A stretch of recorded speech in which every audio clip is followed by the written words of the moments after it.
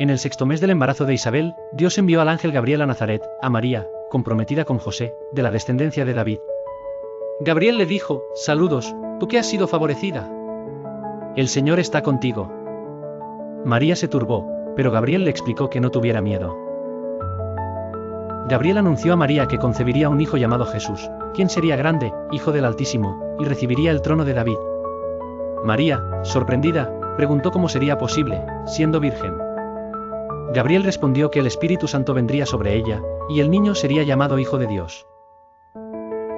Gabriel también mencionó que Isabel, pariente de María, había concebido en su vejez, demostrando que nada es imposible para Dios. María aceptó el mensaje con humildad y fe, diciendo: «He aquí la sierva del Señor, hágase en mí según tu palabra».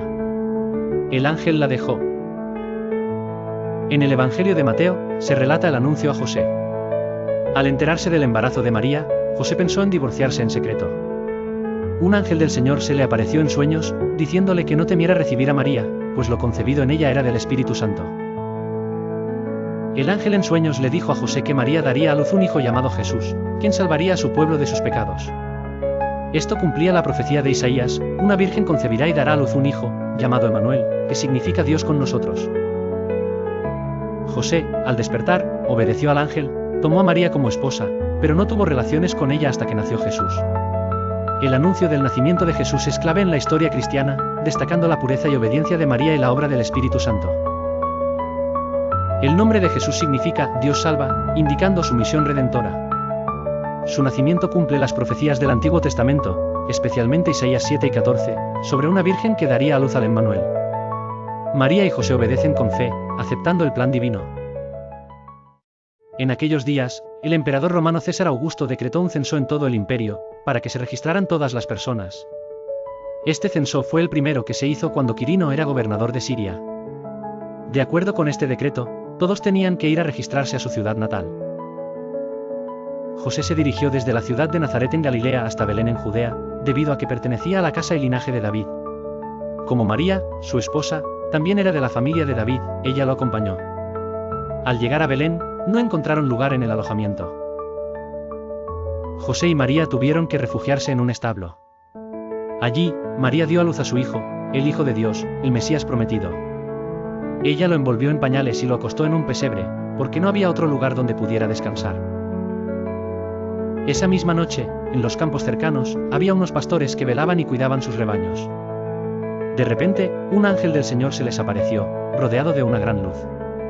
Los pastores se asustaron mucho, pero el ángel les dijo que traía buenas nuevas de gran gozo. El ángel anunció que en la ciudad de David había nacido un Salvador, el Cristo Señor. Les dio una señal: hallarían al niño envuelto en pañales y acostado en un pesebre. De repente, una multitud de ángeles apareció alabando a Dios y diciendo: «Gloria a Dios en las alturas».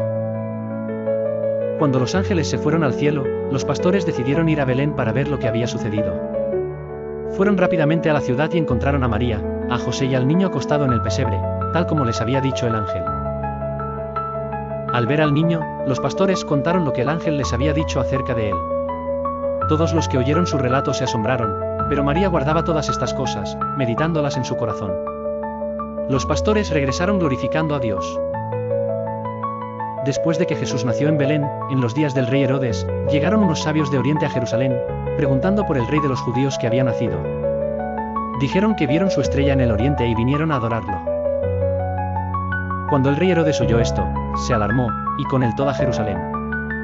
Llamó a los principales sacerdotes y escribas, y les preguntó dónde debía nacer el Cristo. Ellos le dijeron que en Belén de Judea, según lo escrito por el profeta. Herodes llamó en secreto a los sabios y les preguntó el tiempo en que había aparecido la estrella.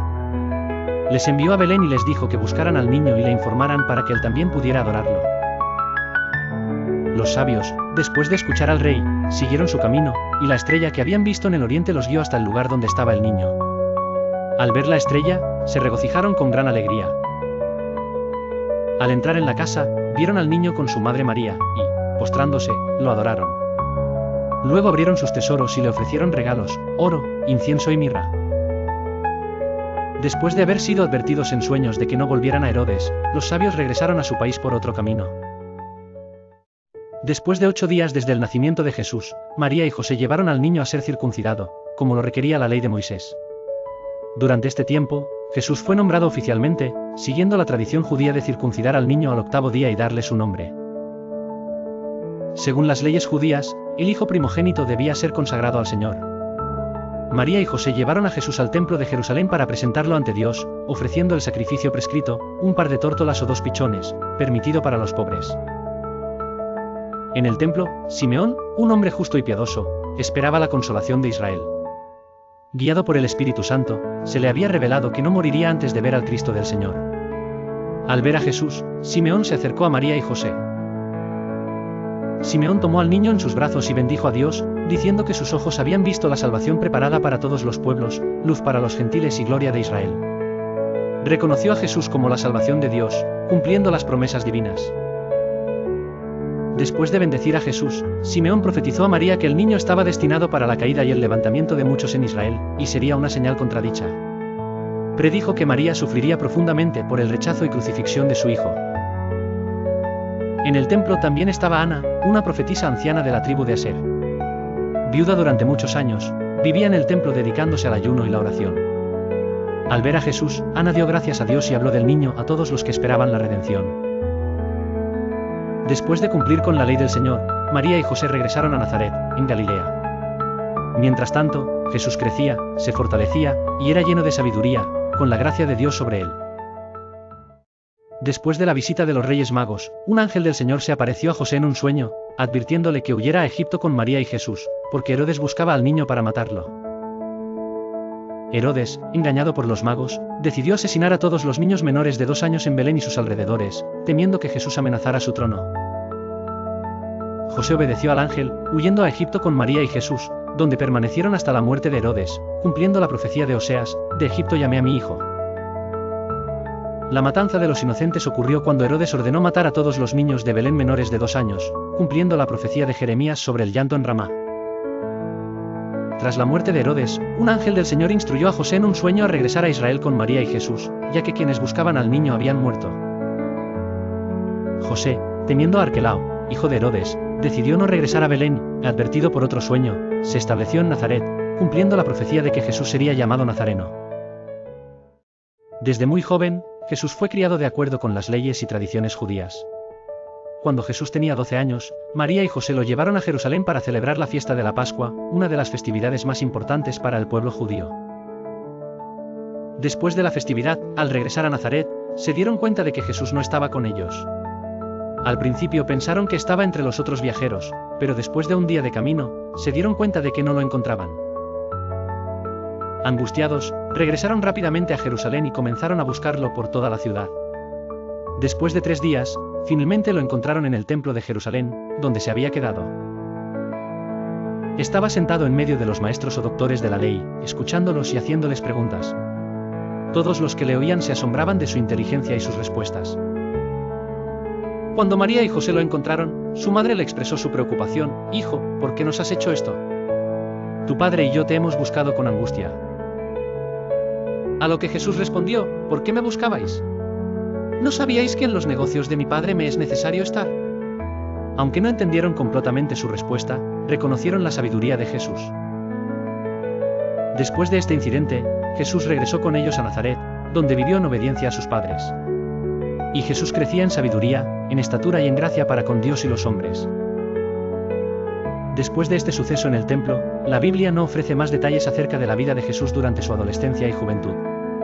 Se sabe que vivió en Nazaret, un pequeño pueblo en la región de Galilea. Es probable que, como hijo de José, un carpintero, Jesús aprendiera el oficio de su padre. En esa época, los jóvenes solían comenzar a trabajar en el oficio familiar desde una edad temprana. Jesús probablemente pasó su adolescencia y juventud en la misma comunidad en la que nació, viviendo con sus padres en un entorno religioso y familiar. Durante estos años, se formó espiritualmente, físicamente y emocionalmente, aunque la Biblia no ofrece detalles específicos de estos años. Sin embargo, se menciona que Jesús creció en sabiduría y gracia. Aunque los evangelios no relatan específicamente lo que Jesús hizo durante estos años de formación, podemos deducir que fue un tiempo de preparación interior y personal. En ese tiempo, Jesús probablemente tuvo contacto con las enseñanzas religiosas y con la sinagoga local, donde se leían las escrituras hebreas. Durante estos años, Jesús vivió en armonía con su familia. Aunque no se mencionan muchos detalles, es probable que en su adolescencia, Jesús tuviera una vida relativamente tranquila. Como parte de la vida familiar, Jesús debió haber participado en las actividades cotidianas, en el trabajo y en la adoración en la sinagoga. Aunque la Biblia no ofrece detalles sobre los años intermedios entre su adolescencia y su aparición pública, lo que sabemos es que Jesús pasó años en preparación para la misión que llevaría a cabo más adelante. El bautismo de Jesús es un acontecimiento clave en los relatos evangélicos que marca el inicio del ministerio público de Jesús. Es un evento cargado de simbolismo, que señala la identificación de Jesús con la humanidad, su obediencia a la voluntad de Dios y la revelación de su identidad divina. Este suceso se encuentra en los Evangelios de Mateo, E3, 13-17, Marcos, E1, 9-11 y Lucas, E3, 21-22, con variaciones menores entre ellos, pero en general, todos coinciden en los aspectos esenciales. A continuación, te ofrezco una narración completa y detallada del bautismo de Jesús. Antes del bautismo de Jesús, Juan el Bautista ya estaba realizando su ministerio en el desierto de Judea, predicando el arrepentimiento y bautizando a aquellos que se arrepentían de sus pecados, en preparación para la venida del Mesías. Juan, conocido por su estilo de vida ascético, llevaba una vida austera, vestía de piel de camello y comía langostas y miel silvestre, lo que lo hacía una figura peculiar y reconocible entre las personas de su tiempo. Su mensaje era claro: arrepentíos, porque el reino de los cielos se ha acercado, Mateo 3, 2. La gente acudía a él desde toda Judea, y Juan los bautizaba en el río Jordán, como un acto simbólico de purificación. Sin embargo, Juan también anunciaba la llegada de alguien más grande que él, alguien que bautizaría con el Espíritu Santo y fuego. Él decía que no era digno ni siquiera de desatar las sandalias de este ser superior, en Mateo 3 y 11. En medio de este ambiente de expectación y arrepentimiento, Jesús, ya adulto, se presentó ante Juan el Bautista para ser bautizado. Mateo 3, 13-14 narra: entonces Jesús vino de Galilea al Jordán, a Juan, para ser bautizado por él. Pero Juan se le oponía, diciendo: yo necesito ser bautizado por ti, ¿y tú vienes a mí? Este es un momento crucial en la narrativa. Juan sabía quién era Jesús y reconocía su superioridad. Él entendía que el bautismo de arrepentimiento no era algo que Jesús necesitara, ya que Jesús era sin pecado. Por ello, Juan se muestra reacio, pues en su mente, era él quien necesitaba el bautismo de Jesús, no al revés. Sin embargo, Jesús le respondió: deja ahora, porque así conviene que cumplamos toda justicia. Mateo 3 y 15. Con esta respuesta, Jesús dejó en claro que su bautismo no era un acto de arrepentimiento, sino un acto de obediencia a la voluntad de Dios. Era una forma de identificarse con la humanidad y con la misión que debía cumplir. Al ser bautizado, Jesús también daba su aprobación al ministerio de Juan y al mensaje del arrepentimiento, y al mismo tiempo marcaba el comienzo de su propio ministerio público. Este acto de obediencia y cumplimiento de la justicia divina subraya la importancia de seguir el plan de Dios incluso en los momentos más humildes. Tras esta breve conversación, Juan consintió y, obedeciendo la voluntad de Jesús, lo bautizó en el río Jordán. Mateo 3 y 16 describe lo que sucedió a continuación: y cuando Jesús fue bautizado, subió luego del agua, y aquí los cielos le fueron abiertos, y vio al Espíritu de Dios que descendía como paloma, y venía sobre él. En este momento, un milagro de revelación tuvo lugar. El Espíritu Santo, en forma de paloma, descendió sobre Jesús. Este evento fue una señal pública de la presencia y aprobación divina sobre Jesús. La paloma es un símbolo del Espíritu Santo y representa la paz, la pureza y la presencia de Dios. Este signo señalaba que Jesús era el elegido de Dios, el Mesías prometido. La historia de la tentación de Jesús en el desierto es un episodio esencial que traza la preparación espiritual de Jesús antes de comenzar su ministerio público, tal como lo relatan los Evangelios de Mateo, Marcos y Lucas. Tras ser bautizado por Juan en el río Jordán, Jesús fue llevado al desierto por el Espíritu Santo para ser tentado por el diablo. Este periodo de pruebas era crucial, pues simbolizaba la actitud de resistencia y perseverancia que definiría su vida y misión. El desierto, un entorno inhóspito y desolado, fue el escenario donde Jesús pasó 40 días y 40 noches en ayuno. Este tiempo es simbólico, evocando los 40 años que los israelitas pasaron en el desierto, enfrentando sus propias pruebas. Durante este ayuno, Jesús se enfocó en la comunión con Dios, negándose a sí mismo y fortificándose espiritualmente. Este esfuerzo prolongado lo dejó vulnerable físicamente, creando un contexto ideal para la tentación. El diablo, intentando desviar a Jesús del rumbo dictado por Dios, le presentó 3 tentaciones, cada una dirigida a un aspecto fundamental de su misión: su naturaleza humana, su poder y su fidelidad. La primera tentación atacaba directamente la necesidad física de Jesús: si eres hijo de Dios, di que estas piedras se conviertan en pan. Con esta sugerencia, el diablo buscó que Jesús usara su poder divino para satisfacer una necesidad inmediata. La respuesta de Jesús: no solo de pan vivirá el hombre, sino de toda palabra que sale de la boca de Dios, subraya que su enfoque estaba en lo espiritual más allá de lo terrenal. En la segunda tentación, el diablo propuso que Jesús se lanzara desde el pináculo del templo, citando las escrituras de manera distorsionada para tentar a Jesús a poner a prueba la protección de Dios. Jesús replicó: no tentarás al Señor tu Dios, reafirmando su resolución de no usar su poder divino para demostrar algo innecesariamente o para manipular su relación con Dios. La tercera y última tentación fue una oferta de poder: todo esto te daré, si postrado me adoras. A cambio de adoración, el diablo prometió darle a Jesús el control sobre todos los reinos. Jesús, rechazando esta oferta de dominio mundano, afirmó su lealtad a Dios diciendo: al Señor tu Dios adorarás, y a Él solo servirás. Tras vencer las tentaciones, el diablo se apartó, y según el relato de Mateo, los ángeles se acercaron para servir a Jesús. Esta victoria no solo representó una afirmación de la divinidad de Jesús y su resistencia frente al mal, sino también una muestra de su identificación con la humanidad en su lucha contra el pecado. La tentación de Jesús en el desierto tiene significados profundos, representa su identificación con la humanidad, pues enfrentó tentaciones como las que todos los humanos experimentan, sin pecar. También simboliza la victoria sobre el mal, mostrando que con la obediencia a la palabra de Dios, es posible resistir cualquier tipo de tentación.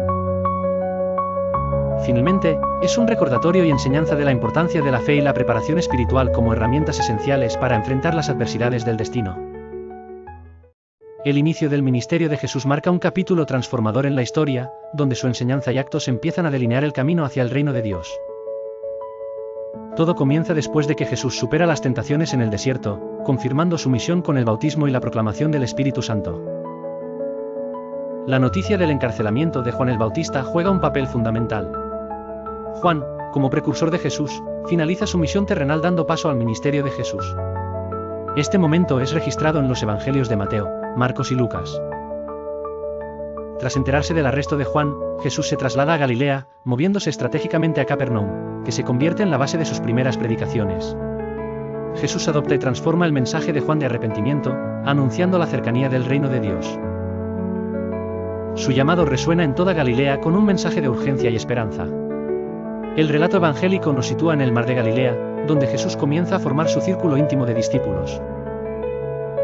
Pedro y Andrés, junto a Santiago y Juan, son convocados por Jesús con la promesa de hacerlos pescadores de hombres. Este gesto marca la constitución del nuevo liderazgo que transformará el mundo. Mientras Jesús recorre Galilea, sus enseñanzas y curaciones se esparcen como pólvora. Mateo detalla su ministerio cuyo alcance impacta desde Siria hasta Decápolis, trascendiendo las barreras culturales y geográficas gracias a los milagros que realiza. El Sermón del Monte, registrado en Mateo, simboliza uno de los momentos cumbres de su ministerio. Aquí, Jesús desafía las normas existentes, predicando un nuevo estándar ético enfocado en el amor, la humildad y la pureza de corazón. Las bienaventuranzas proporcionan una estructura para vivir alineados con el reino de Dios. Sin embargo, no todas las recepciones son favorables. En Nazaret, su ciudad natal, enfrentó el rechazo de su propia gente. Lucas narra cómo, después de proclamar su mesianismo en la sinagoga mediante una profecía de Isaías, el escepticismo de sus paisanos se convierte en hostilidad, lo que le obliga a partir. El inicio del ministerio de Jesús, lleno de actos poderosos y enseñanzas profundas, establece la fundación de una nueva era espiritual y social. A través de su liderazgo visionario y sus milagros, el mundo comienza a ver reflejos del reino de Dios, una luz que transforma corazones y vidas. Después de ser bautizado por Juan el Bautista y de superar las tentaciones en el desierto, Jesús se dirigió a Galilea para comenzar su ministerio público. Allí, comenzó a predicar el mensaje del reino de Dios y a invitar a las personas a arrepentirse. Mientras realizaba este trabajo de predicación, se encontraba cerca del mar de Galilea, una región conocida por ser hogar de muchos pescadores. Un día, mientras caminaba junto al mar, Jesús vio a dos hermanos, Simón, llamado Pedro, y su hermano Andrés. Ellos estaban echando las redes en el mar, pues eran pescadores de profesión.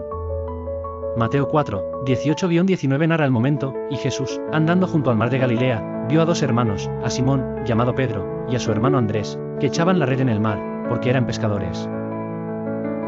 Y les dijo: venid en pos de mí, y os haré pescadores de hombres. Aquí, Jesús no les ofreció solo una llamada para dejar su oficio de pescadores, sino que les hizo una invitación a una nueva misión, ser pescadores de hombres. Esto significa que, en lugar de pescar peces, ellos serían los encargados de atraer a las personas hacia el reino de Dios a través de la predicación y la enseñanza del Evangelio. El Evangelio de Marcos añade un detalle importante. Jesús les dijo inmediatamente que los siguieran y que los haría pescadores de hombres, sin ningún tipo de preparación ni demora. Marcos 1:17 dice: «Venid en pos de mí, y os haré pescadores de hombres». Sin dudar ni cuestionar la invitación, Pedro y Andrés dejaron inmediatamente las redes y siguieron a Jesús. Esta respuesta rápida y sin reservas muestra su fe y disposición para obedecer a la llamada de Jesús. Un poco más adelante, Jesús vio a otros dos hermanos, Santiago y Juan, que eran los hijos de Zebedeo. Ellos también eran pescadores y estaban en una barca con su padre Zebedeo, remendando las redes. Mateo 4:21-22 nos cuenta: y andando más adelante, vio a otros dos hermanos, a Santiago hijo de Zebedeo, y a su hermano Juan, en la barca con su padre Zebedeo, que remendaban las redes, y los llamó. Y ellos, dejando al instante la barca y a su padre, le siguieron. Al igual que Pedro y Andrés, Santiago y Juan no dudaron ni cuestionaron la invitación de Jesús. Inmediatamente dejaron su trabajo y su padre para seguirlo. Este acto de dejarlo todo para seguir a Jesús es una muestra de total entrega y confianza en la misión que Jesús les ofreció. El acto de llamar a estos 4 pescadores es profundamente significativo por varias razones. La elección de discípulos simples: Jesús no eligió a ricos, sabios o poderosos para ser sus seguidores más cercanos. En cambio, escogió a hombres comunes que trabajaban en la pesca, lo que muestra que el reino de Dios está al alcance de todos.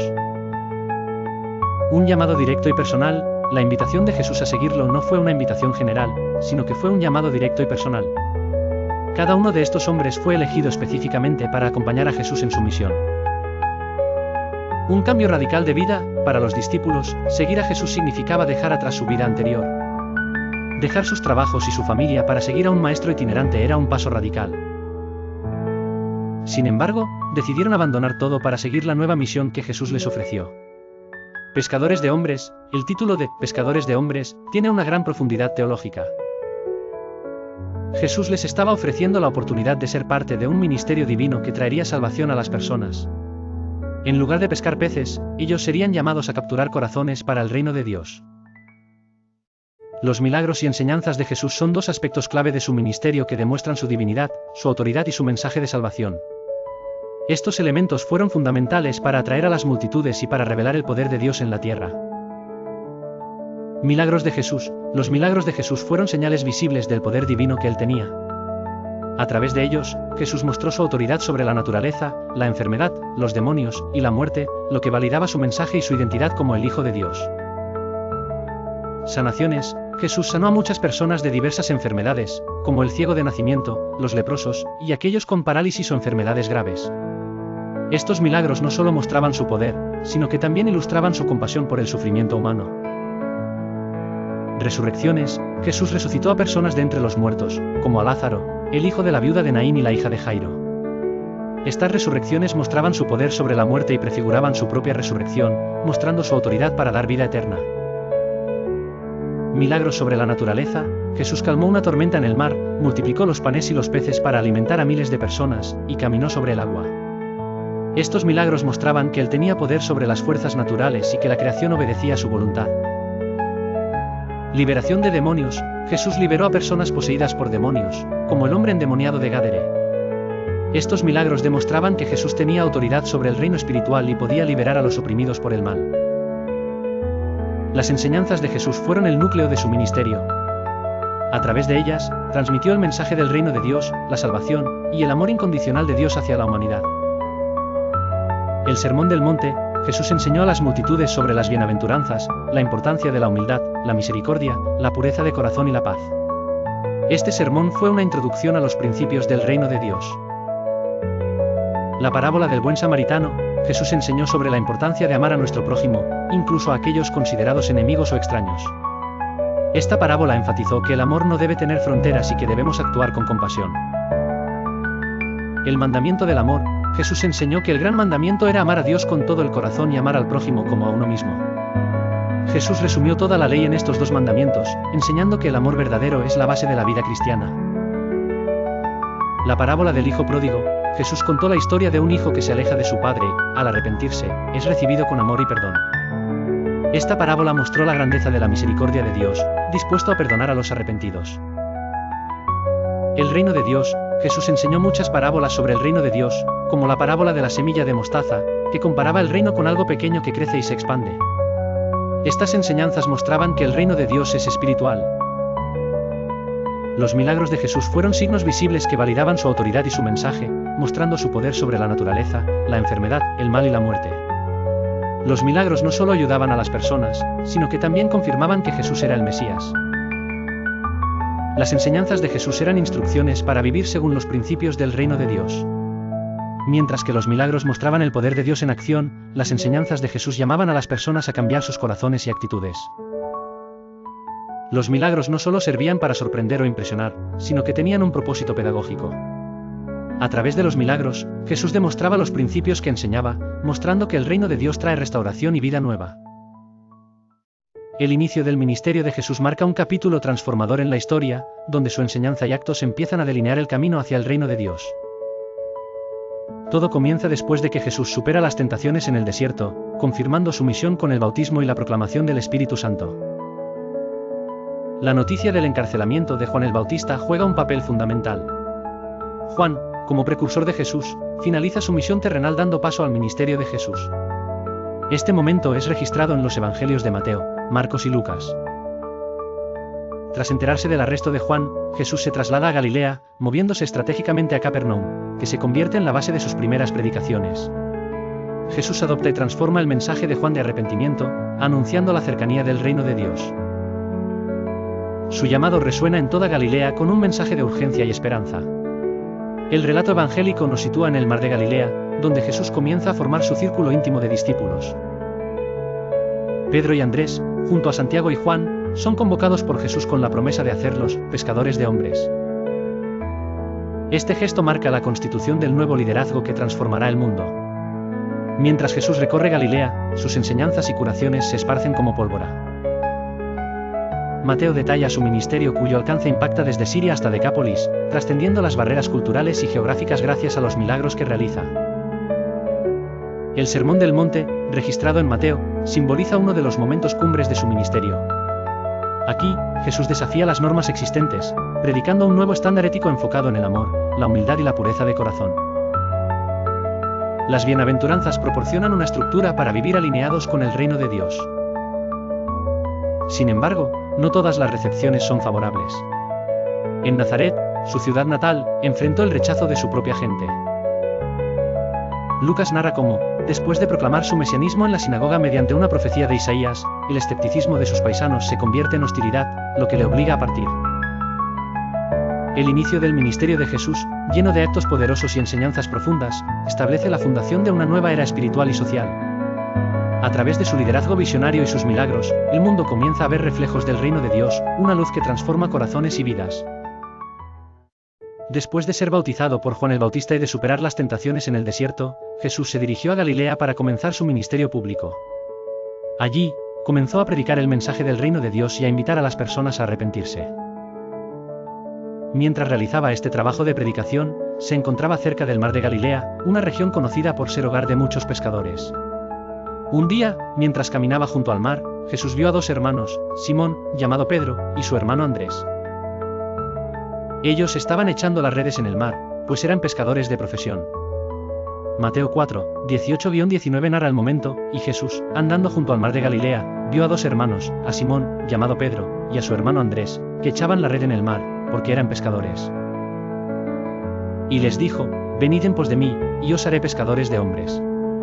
Aquí, Jesús no les ofreció solo una llamada para dejar su oficio de pescadores, sino que les hizo una invitación a una nueva misión, ser pescadores de hombres. Esto significa que, en lugar de pescar peces, ellos serían los encargados de atraer a las personas hacia el reino de Dios a través de la predicación y la enseñanza del Evangelio. El Evangelio de Marcos añade un detalle importante. Jesús les dijo inmediatamente que los siguieran y que los haría pescadores de hombres, sin ningún tipo de preparación ni demora. Marcos 1:17 dice, venid en pos de mí, y os haré pescadores de hombres. Sin dudar ni cuestionar la invitación, Pedro y Andrés dejaron inmediatamente las redes y siguieron a Jesús. Esta respuesta rápida y sin reservas muestra su fe y disposición para obedecer a la llamada de Jesús. Un poco más adelante, Jesús vio a otros dos hermanos, Santiago y Juan, que eran los hijos de Zebedeo. Ellos también eran pescadores y estaban en una barca con su padre Zebedeo, remendando las redes. Mateo 4, 21-22 nos cuenta, y andando más adelante, vio a otros dos hermanos, a Santiago hijo de Zebedeo, y a su hermano Juan, en la barca con su padre Zebedeo, que remendaban las redes, y los llamó. Y ellos, dejando al instante la barca y a su padre, le siguieron. Al igual que Pedro y Andrés, Santiago y Juan no dudaron ni cuestionaron la invitación de Jesús. Inmediatamente dejaron su trabajo y su padre para seguirlo. Este acto de dejarlo todo para seguir a Jesús es una muestra de total entrega y confianza en la misión que Jesús les ofreció. El acto de llamar a estos 4 pescadores es profundamente significativo por varias razones. La elección de discípulos simples, Jesús no eligió a ricos, sabios o poderosos para ser sus seguidores más cercanos. En cambio, escogió a hombres comunes que trabajaban en la pesca, lo que muestra que el reino de Dios está al alcance de todos. Un llamado directo y personal, la invitación de Jesús a seguirlo no fue una invitación general, sino que fue un llamado directo y personal. Cada uno de estos hombres fue elegido específicamente para acompañar a Jesús en su misión. Un cambio radical de vida, para los discípulos, seguir a Jesús significaba dejar atrás su vida anterior. Dejar sus trabajos y su familia para seguir a un maestro itinerante era un paso radical. Sin embargo, decidieron abandonar todo para seguir la nueva misión que Jesús les ofreció. Pescadores de hombres, el título de Pescadores de hombres tiene una gran profundidad teológica. Jesús les estaba ofreciendo la oportunidad de ser parte de un ministerio divino que traería salvación a las personas. En lugar de pescar peces, ellos serían llamados a capturar corazones para el reino de Dios.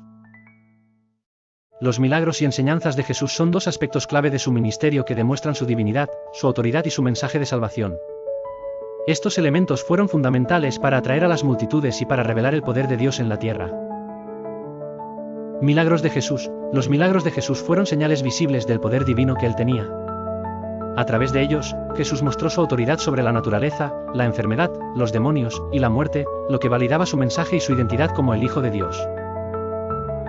Sanaciones. Jesús sanó a muchas personas de diversas enfermedades, como el ciego de nacimiento, los leprosos, y aquellos con parálisis o enfermedades graves. Estos milagros no solo mostraban su poder, sino que también ilustraban su compasión por el sufrimiento humano. Resurrecciones. Jesús resucitó a personas de entre los muertos, como a Lázaro, el hijo de la viuda de Naín y la hija de Jairo. Estas resurrecciones mostraban su poder sobre la muerte y prefiguraban su propia resurrección, mostrando su autoridad para dar vida eterna. Milagros sobre la naturaleza. Jesús calmó una tormenta en el mar, multiplicó los panes y los peces para alimentar a miles de personas, y caminó sobre el agua. Estos milagros mostraban que él tenía poder sobre las fuerzas naturales y que la creación obedecía a su voluntad. Liberación de demonios. Jesús liberó a personas poseídas por demonios, como el hombre endemoniado de Gadare. Estos milagros demostraban que Jesús tenía autoridad sobre el reino espiritual y podía liberar a los oprimidos por el mal. Las enseñanzas de Jesús fueron el núcleo de su ministerio. A través de ellas, transmitió el mensaje del reino de Dios, la salvación, y el amor incondicional de Dios hacia la humanidad. El Sermón del Monte. Jesús enseñó a las multitudes sobre las bienaventuranzas, la importancia de la humildad, la misericordia, la pureza de corazón y la paz. Este sermón fue una introducción a los principios del reino de Dios. La parábola del buen samaritano. Jesús enseñó sobre la importancia de amar a nuestro prójimo, incluso a aquellos considerados enemigos o extraños. Esta parábola enfatizó que el amor no debe tener fronteras y que debemos actuar con compasión. El mandamiento del amor. Jesús enseñó que el gran mandamiento era amar a Dios con todo el corazón y amar al prójimo como a uno mismo. Jesús resumió toda la ley en estos 2 mandamientos, enseñando que el amor verdadero es la base de la vida cristiana. La parábola del hijo pródigo. Jesús contó la historia de un hijo que se aleja de su padre, al arrepentirse, es recibido con amor y perdón. Esta parábola mostró la grandeza de la misericordia de Dios, dispuesto a perdonar a los arrepentidos. El reino de Dios. Jesús enseñó muchas parábolas sobre el reino de Dios, como la parábola de la semilla de mostaza, que comparaba el reino con algo pequeño que crece y se expande. Estas enseñanzas mostraban que el reino de Dios es espiritual. Los milagros de Jesús fueron signos visibles que validaban su autoridad y su mensaje, mostrando su poder sobre la naturaleza, la enfermedad, el mal y la muerte. Los milagros no solo ayudaban a las personas, sino que también confirmaban que Jesús era el Mesías. Las enseñanzas de Jesús eran instrucciones para vivir según los principios del reino de Dios. Mientras que los milagros mostraban el poder de Dios en acción, las enseñanzas de Jesús llamaban a las personas a cambiar sus corazones y actitudes. Los milagros no solo servían para sorprender o impresionar, sino que tenían un propósito pedagógico. A través de los milagros, Jesús demostraba los principios que enseñaba, mostrando que el reino de Dios trae restauración y vida nueva. La historia de la transfiguración de Jesús es un relato conmovedor que revela la gloria y naturaleza divina de Cristo durante su ministerio terrenal. En este momento crucial, Jesús ofrece a sus discípulos una visión de su futura resurrección y del cumplimiento de la profecía a través de sus sufrimientos. Todo comienza con Jesús preparándose para revelar verdades esenciales sobre su destino inminente a sus más allegados. Insistiendo en la importancia de su sacrificio, les anticipa su muerte y resurrección, generando sentimientos de incertidumbre e inquietud entre los discípulos. Es en este contexto que lleva a Pedro, Santiago y Juan a un monte apartado, donde sucederá uno de los eventos más extraordinarios de los evangelios. Al llegar a la cima del monte, la apariencia de Jesús cambia de manera sobrenatural. La luz deslumbrante que emana de su rostro y de su vestimenta blanca representa una revelación divina de su verdadera identidad como Hijo de Dios, una vista privilegiada para sus 3 discípulos. La aparición de Moisés y Elías en conversación con Jesús es significativa, pues simbolizan la ley y los profetas que apuntan hacia el Mesías. Este encuentro destaca que el sacrificio de Jesús no es solo una sucesión de eventos, sino el cumplimiento de todas las promesas divinas. Atónitos y dominados por el temor, los discípulos presencian una conversación sobre la salida de Jesús, que hace referencia a su muerte próxima en Jerusalén. Pedro, queriendo perpetuar el momento, propone la construcción de tiendas para Jesús, Moisés y Elías. En medio de su confusión, una nube luminosa los envuelve, desde donde una voz poderosa proclama: "Este es mi Hijo amado, en quien tengo complacencia, a él oíd". Este momento es una reafirmación celestial del rol único de Jesús como el Hijo de Dios. La desaparición de Moisés y Elías al final del evento deja a Jesús como la figura central, una vez más evidenciando que Él es el cumplimiento de la ley y los profetas. Jesús entonces les indica que guarden silencio sobre lo que han visto, hasta después de su resurrección. La transfiguración establece un punto de inflexión en la vida de los discípulos, preparándolos para la pasión de Cristo, y anticipa la luz gloriosa que se manifestará plenamente en su resurrección. Con ello, Jesús les ofrece no solo una visión de su gloria futura, sino también una fuente vital de esperanza y fortaleza para lo que está por venir, la cruz. La última cena de Jesús es un evento significativo en la vida de Jesús y la historia cristiana. Jesús comparte una comida con sus discípulos antes de su arresto, juicio, crucifixión y muerte. Este evento se describe en los 4 evangelios, cada uno aportando detalles únicos. La última cena tuvo lugar durante la Pascua judía, que conmemora la liberación de Israel de Egipto. Durante esta cena, los judíos comían pan sin levadura, hierbas amargas y un cordero sacrificado. Para Jesús, esta cena tuvo un significado más profundo, instituyendo la Santa Cena o Eucaristía. Jesús instruyó a Pedro y Juan para preparar la cena de Pascua. Les dijo que siguieran a un hombre con un cántaro de agua hasta una casa y preguntaran por la sala para la cena. Esto muestra que Jesús ya había preparado todo, revelando su control sobre los eventos. Durante la cena, Jesús anunció que uno de los discípulos lo traicionaría. Los discípulos se entristecieron y preguntaron: ¿Soy yo, Señor? Jesús indicó que el traidor sería quien mojara su pan con él, señalando a Judas Iscariote, aunque nadie entendió completamente.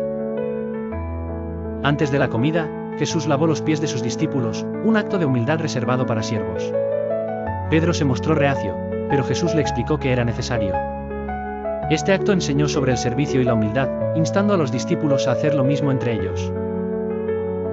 Jesús instituyó la Eucaristía durante la cena. Tomó pan, lo bendijo, lo partió y lo dio a sus discípulos, diciendo: «Tomad, comed, esto es mi cuerpo». Luego, tomó una copa de vino, la bendijo y dijo: «Bebed de ella todos, porque esta es mi sangre del nuevo pacto». El pan y el vino simbolizaban su cuerpo y sangre, entregados para la salvación del mundo. Este acto instituyó el nuevo pacto entre Dios y la humanidad, basado en el sacrificio de Jesús para el perdón de los pecados, central en la fe cristiana. Jesús predijo que Pedro lo negaría 3 veces antes de que cantara el gallo. Pedro insistió en que moriría por él, pero Jesús sabía lo que sucedería. Además, Jesús dio un nuevo mandamiento: que os améis unos a otros, como yo os he amado. Este mandamiento enfatiza el amor fraternal como distintivo de los discípulos de Jesús, mostrando la importancia del amor sacrificial y desinteresado en la vida cristiana. Después de la cena, Jesús fue al huerto de Getsemaní para orar. En el huerto de Getsemaní, Jesús oró angustiado, pidiendo al Padre que, si era posible, el cáliz de sufrimiento pasara de él, pero se sometió a la voluntad de Dios. Encontró a los discípulos dormidos, mostrando su tristeza y debilidad. La última cena fue un momento de enseñanza y preparación para la crucifixión de Jesús. Jesús compartió un momento íntimo con sus discípulos e instituyó la Santa Cena, recordatorio constante de su sacrificio por la humanidad. Jesús ofreció enseñanzas sobre el amor, el servicio y la necesidad de recordar su sacrificio para el perdón de los pecados. La última cena prefiguró la traición de Judas, la negación de Pedro y la angustia de Jesús en el huerto. Estos eventos demostraron la dificultad y grandeza del sacrificio que Jesús estaba por hacer por la humanidad. La última cena es un acto de amor, humildad y redención, fundamental en la vida de los cristianos hasta hoy. Después de la última cena, Jesús llevó a sus discípulos a Getsemaní, un huerto al pie del Monte de los Olivos. Sabía que su hora había llegado, enfrentando su arresto, juicio y crucifixión. En Getsemaní, Jesús enfrentaría su angustia y lucha interior. Jesús llegó al huerto con sus discípulos, pero solo Pedro, Santiago y Juan lo acompañaron más allá. Les pidió que permanecieran mientras él se apartaba a orar, subrayando su cercanía e importancia en momentos significativos. En el Evangelio de Marcos, Jesús comenzó a sentir gran angustia y tristeza, enfrentando una lucha interna por lo que sabía que sucedería, su entrega, sufrimiento y dolor profundo. Jesús se apartó a orar, postrándose en el suelo. En Mateo, oró: Padre mío, si es posible, pase de mí este cáliz, pero no sea como yo quiero, sino como tú quieras. Refleja su dolor y deseo de evitar el sufrimiento. El cáliz simboliza el sufrimiento y muerte inminente. Aunque Jesús deseaba evitarlo, se sometió a la voluntad del Padre, mostrando obediencia y confianza en el plan divino. En Lucas, se menciona que Jesús sudó gotas de sangre, un fenómeno raro llamado hematidrosis, mostrando la magnitud de su sufrimiento emocional y psicológico. Jesús oró nuevamente, pidiendo al Padre evitar el sufrimiento, pero sin renunciar a su voluntad. Esta escena muestra su humanidad y divinidad, enfrentando miedo y tristeza, pero sometiéndose a Dios. Al regresar de su oración, Jesús encontró a Pedro, Santiago y Juan dormidos. Les había pedido que velaran y oraran, pero no comprendieron la importancia del momento. Jesús se apartó para orar por segunda vez, repitiendo su súplica al Padre con resolución firme de someterse a su voluntad. Padre mío, si este cáliz no puede pasar sin que yo lo beba, hágase tu voluntad. Después de orar por segunda vez, Jesús encontró a los discípulos dormidos nuevamente, sin comprender lo que ocurría. Se apartó una tercera vez para orar, mostrando su completa sumisión al Padre. Jesús regresó a sus discípulos y les dijo: Dormid ya y descansad, ha llegado la hora, y el Hijo del Hombre es entregado en manos de los pecadores. Anunció que Judas lo traicionaría. Judas llegó con una multitud armada enviada por líderes religiosos para arrestar a Jesús. Pedro intentó defenderlo, pero Jesús lo reprendió, diciendo que su reino no era de este mundo. La oración de Jesús en Getsemaní es crucial para entender su misión y naturaleza. Expresa su humanidad y miedo al sufrimiento, pero también su obediencia total a la voluntad del Padre. La oración en Getsemaní es uno de los momentos más intensos de la vida de Jesús. Mostró su humanidad, angustia ante el sufrimiento, pero también su obediencia y sumisión a la voluntad de Dios. Jesús se preparó para enfrentar su crucifixión y muerte, sabiendo que su sacrificio era necesario para la salvación de la humanidad. Enseña sobre la importancia de la oración y obediencia a Dios. Después de la última cena y de su oración angustiosa en el huerto de Getsemaní, Jesús, sabiendo que su hora había llegado, se preparó para enfrentarse al sufrimiento y la muerte. Mientras oraba, el Espíritu de Jesús se entregó completamente a la voluntad de Dios, aunque en su humanidad experimentaba una profunda angustia. Al regresar al huerto tras sus oraciones, Jesús les dijo a sus discípulos: He aquí, ha llegado la hora, y el Hijo del Hombre es entregado en manos de los pecadores. Levantaos, vamos, he aquí, se acerca el que me traiciona. Mateo 26, 45, Marcos 2 y 41. En el momento en que Jesús habló estas palabras, Judas Iscariote, uno de sus discípulos, llegó al huerto acompañado de un gran grupo de soldados y sirvientes de los sumos sacerdotes y fariseos. Judas había acordado con los líderes religiosos entregar a Jesús a cambio de 30 piezas de plata. Cuando Judas llegó con los soldados, se acercó a Jesús y lo besó, una señal de traición, ya que un beso normalmente era un saludo de respeto y afecto. Judas le dijo a Jesús: Maestro, ¿con un beso entregas al Hijo del Hombre? Lucas 10 y 48. Este beso fue el acto final de la traición de Judas. Cuando los discípulos vieron lo que sucedía, algunos de ellos, en su indignación y miedo, se prepararon para defender a Jesús. Pedro, en un acto impulsivo, sacó su espada y cortó la oreja de uno de los siervos del sumo sacerdote, llamado Malco.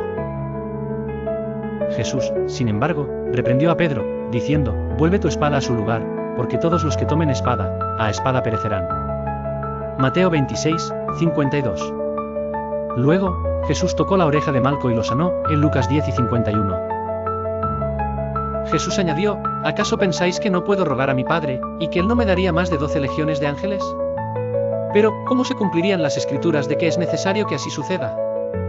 Mateo 26, 53-54. Jesús les recordó a sus discípulos que esto era parte del plan divino. Él sabía que debía sufrir, morir y ser entregado para que las escrituras se cumplieran. Jesús no trató de evitar su arresto, ya que él entendía que este era el propósito para el cual había venido al mundo. En ese momento, los soldados romanos y los siervos de los sumos sacerdotes rodearon a Jesús, y él se entregó sin resistencia. A pesar de la tensión, Jesús no huyó. Al contrario, lo que hizo fue dirigirse directamente a los que lo arrestaban. Jesús dijo: «¿Cómo contra un ladrón habéis salido con espadas y palos a prenderme? Cada día me sentaba con vosotros enseñando en el templo, y no me prendisteis. Pero todo esto sucede para que se cumplan las escrituras de los profetas». Mateo 26, 55-56, Marcos 14, 48-49. Los discípulos, temerosos de lo que estaba sucediendo, abandonaron a Jesús y huyeron en Mateo 26, 56. Este fue un momento de gran desesperación para los seguidores de Jesús, quienes, a pesar de haberlo acompañado durante todo su ministerio, ahora se veían incapaces de apoyarlo ante el peligro. Después del arresto, Jesús fue llevado ante el Sanedrín, el tribunal religioso judío que lo iba a juzgar. El sumo sacerdote Caifás había convocado a los miembros del Sanedrín para interrogar a Jesús sobre su identidad y enseñanzas. La acusación principal contra Jesús era que se proclamaba el Hijo de Dios y que, según sus palabras, era el Rey de los judíos, lo cual era considerado una blasfemia según la ley judía. En Mateo 26, 59-66 y Marcos 14, 55-64, se describe cómo los líderes religiosos intentaron encontrar testigos falsos que acusaran a Jesús, pero no pudieron ponerse de acuerdo. Finalmente, Jesús declaró abiertamente que él era el Cristo, el Hijo de Dios. Esto enfureció a los sumos sacerdotes y líderes religiosos. En ese momento, Caifás lo acusó de blasfemia, y el Sanedrín decidió que Jesús merecía la muerte. Después de ser arrestado por los soldados y los siervos del sumo sacerdote Caifás, Jesús fue llevado al palacio de Caifás, el sumo sacerdote, donde se encontraba el Sanedrín, el consejo religioso y judicial más alto de los judíos. Este consejo estaba compuesto por los principales sacerdotes, ancianos y escribas, quienes se reunieron en secreto para juzgar a Jesús, ya que deseaban condenarlo a muerte por sus enseñanzas y declaraciones, especialmente por haberse proclamado como el Mesías, el Hijo de Dios. Los evangelios nos dicen que, al principio, los líderes religiosos no lograban ponerse de acuerdo sobre qué cargos presentar contra Jesús. Intentaron buscar testigos falsos que pudieran acusarlo, pero no encontraron ninguna prueba coherente que justificara su condena. Finalmente, encontraron falsos testigos que dijeron que Jesús había declarado que destruiría el templo de Jerusalén y lo reedificaría en 3 días. Esto era un malentendido de las palabras de Jesús, quienes lo malinterpretaron y distorsionaron. Jesús había dicho: «Destruid este templo, y en 3 días lo levantaré». Jesús hablaba del templo de su cuerpo, refiriéndose a su muerte y resurrección, pero estos testigos lo habían entendido como una amenaza contra el templo físico de Jerusalén. Los falsos testigos testificaron que Jesús había dicho que podría destruir el templo de Jerusalén y reedificarlo en 3 días.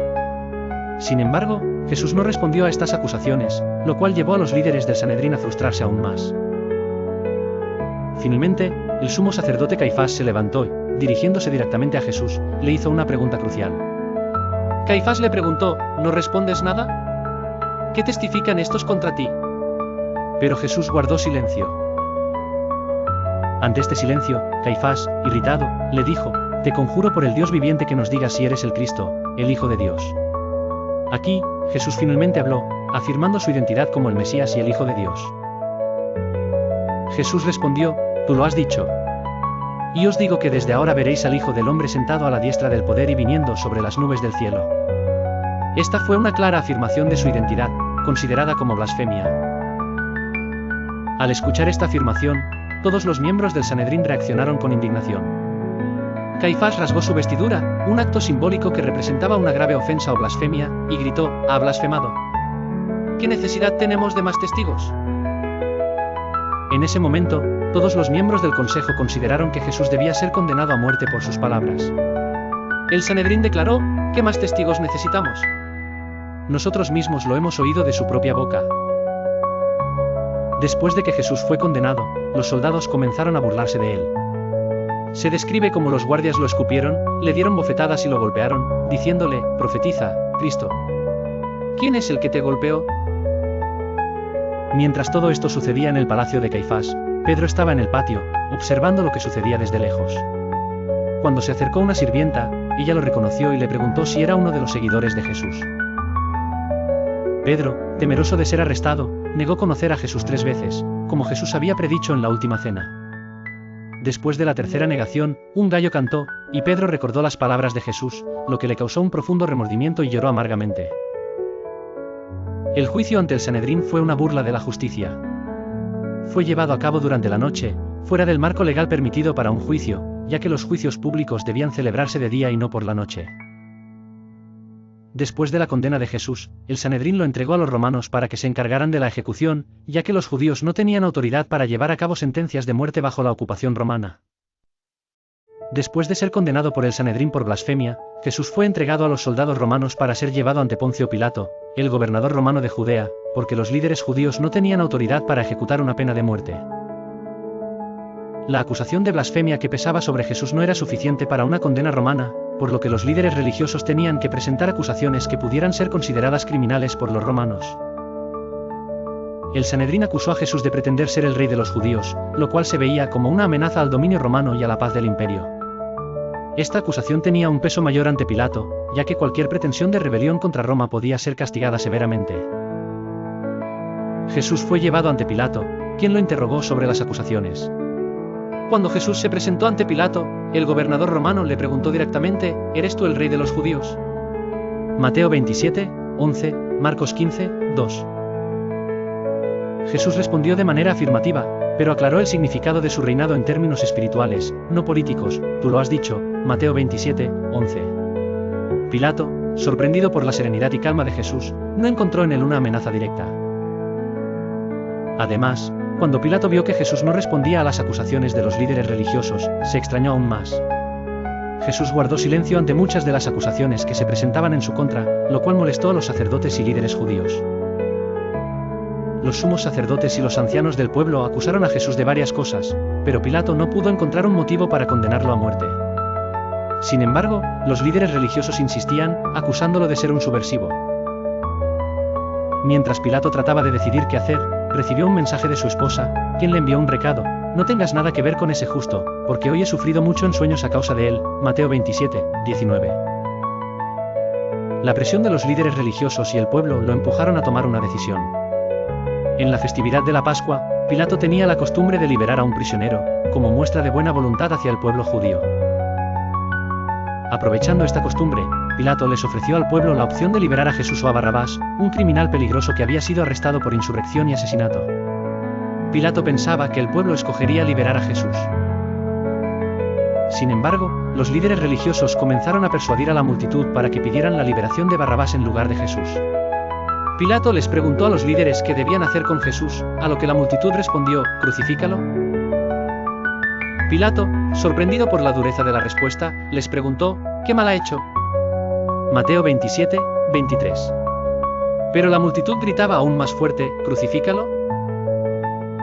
A pesar de que Pilato no encontraba ninguna culpa en Jesús, la presión política y social lo llevó a tomar una decisión. En un último intento por desentenderse de la responsabilidad, Pilato se lavó las manos ante la multitud. Pilato les dijo a los líderes y al pueblo: «Soy inocente de la sangre de este justo, allá vosotros», Mateo 27, 24. Sin embargo, esta acción no detuvo a la multitud, que insistió en la crucifixión de Jesús. La multitud, manipulada por los líderes religiosos, respondió: «Su sangre sea sobre nosotros y sobre nuestros hijos». Mateo 27, 25. De esta manera, Pilato cedió a las demandas del pueblo. Finalmente, Pilato cedió ante la presión popular y condenó a Jesús a la crucifixión. A pesar de su duda y sus intentos de liberar a Jesús, Pilato aprobó la sentencia de muerte. Arresto de Jesús, después de su oración en Getsemaní, donde Jesús pidió a Dios que, si era posible, apartara de él el sufrimiento, pero aceptó la voluntad divina. Fue arrestado por soldados romanos, guiados por Judas Iscariote, uno de sus discípulos. Judas lo traicionó con un beso, señalando a Jesús a los soldados. Fue llevado ante el Sanedrín, el consejo religioso judío, que lo acusó de blasfemia por proclamarse el Hijo de Dios. El juicio ante Poncio Pilato. Por la noche, los líderes judíos llevaron a Jesús ante Poncio Pilato, el gobernador romano de Judea, para obtener la aprobación de su condena, ya que ellos no tenían autoridad para ejecutar a alguien. Pilato interrogó a Jesús, pero no encontró culpabilidad en él. Aunque Pilato intentó liberarlo, la multitud, instigada por los líderes religiosos, exigió su crucifixión. Pilato, buscando evitar una rebelión, finalmente cedió y condenó a Jesús a morir en la cruz. La flagelación y burla de Jesús. Antes de ser llevado a la cruz, Jesús fue flagelado, es decir, golpeado brutalmente con un látigo con tiras de metal o hueso. Luego, los soldados romanos lo burlaron, colocándole una corona de espinas en la cabeza y vistiéndolo con una capa púrpura. Lo golpearon y se burlaron de él, diciendo: «Salve, Rey de los judíos». El camino al Calvario, Vía Crucis.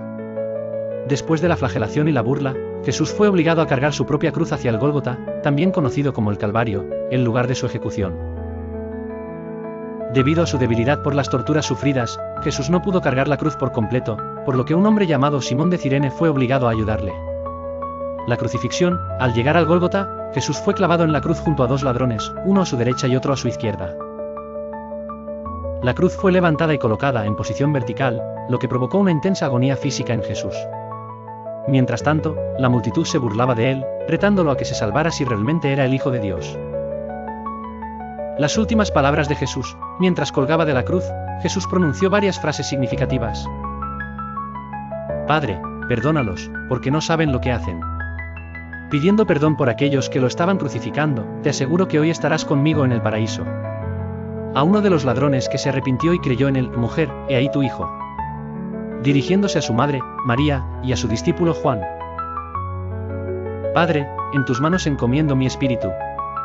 Antes de morir, entregó su vida a Dios. La muerte de Jesús. Finalmente, después de horas de sufrimiento, Jesús exhaló su último aliento y murió. En ese momento, ocurrió un terremoto, y el velo del templo se rasgó de arriba a abajo, simbolizando el acceso directo de todos a Dios. Seguidor de Jesús, pidió a Pilato el cuerpo de Jesús. Pilato permitió que se lo llevaran, y fue colocado en un sepulcro nuevo en una tumba excavada en la roca. Se colocó una gran piedra en la entrada de la tumba, y varios soldados fueron apostados allí para asegurarse de que nadie robara el cuerpo. Jesús fue sepultado en un sepulcro nuevo, sellado con una piedra. Soldados romanos aseguraron la tumba por temor a un robo del cuerpo. 3 días después, María Magdalena y otras mujeres fueron al sepulcro. La piedra había sido movida, y el cuerpo de Jesús no estaba. Un ángel les dijo: «No está aquí, ha resucitado». María Magdalena vio a Jesús resucitado, pero al principio no lo reconoció. Jesús le habló: «Ve a mis hermanos y diles que subo al Padre». María Magdalena anunció a los discípulos que Jesús había resucitado. Jesús se apareció a 2 discípulos en el camino a Emaús. En una casa, Jesús mostró sus heridas a los discípulos. Tomás, al ver a Jesús, exclamó: «Señor mío y Dios mío». Durante 40 días, Jesús enseñó a sus discípulos tras resucitar. Jesús dio la gran comisión antes de ascender al cielo. 2 ángeles prometieron a los discípulos que Jesús volvería del mismo modo. La resurrección de Jesús confirma su divinidad y la esperanza de vida eterna. La resurrección se celebra como el triunfo de la vida sobre la muerte. Después de su resurrección, Jesús se apareció a sus discípulos y seguidores en varias ocasiones durante un periodo de 40 días. Durante este tiempo, les dio instrucciones, les enseñó más sobre el reino de Dios y les aseguró que el Espíritu Santo estaría con ellos. En su última aparición antes de ascender al cielo, Jesús se encontraba en el Monte de los Olivos, cerca de Jerusalén, con sus 11 discípulos. Les dio la gran comisión de ir por todo el mundo, hacer discípulos de todas las naciones, bautizarlos y enseñarles. Jesús les dijo: «No os apartéis de Jerusalén, sino esperad la promesa del Padre, de la cual oísteis de mí, porque Juan ciertamente bautizó con agua, pero vosotros seréis bautizados con el Espíritu Santo dentro de no muchos días. También les mencionó que recibirían poder para ser testigos de él en Jerusalén, en toda Judea, en Samaria, y hasta los confines de la tierra. Mientras hablaba, Jesús fue elevado ante los ojos de sus discípulos. Jesús comenzó a ascender al cielo, hasta que una nube lo recibió de su vista. Fue un acto milagroso, ya que Jesús no se fue de manera común, sino que fue llevado al cielo en presencia de ellos. Mientras los discípulos miraban al cielo, dos hombres con vestiduras blancas se les aparecieron y les dijeron: Galileos, ¿por qué estáis mirando al cielo? Este Jesús, que ha sido tomado de vosotros al cielo, así vendrá como le habéis visto ir al cielo. Después de la ascensión de Jesús, los discípulos regresaron a Jerusalén desde el Monte de los Olivos, como Jesús les había indicado. Regresaron llenos de alegría y adoración, convencidos de que Jesús estaba con ellos en espíritu. La ascensión de Jesús al cielo es un acto que tiene varios significados en la fe cristiana: confirmación de la divinidad de Jesús, promesa del Espíritu Santo, y esperanza de la segunda venida. La ascensión marca el fin de su misión terrenal y el inicio de una nueva etapa para sus discípulos, que ahora serían los encargados de llevar su mensaje al mundo, con la ayuda del Espíritu Santo.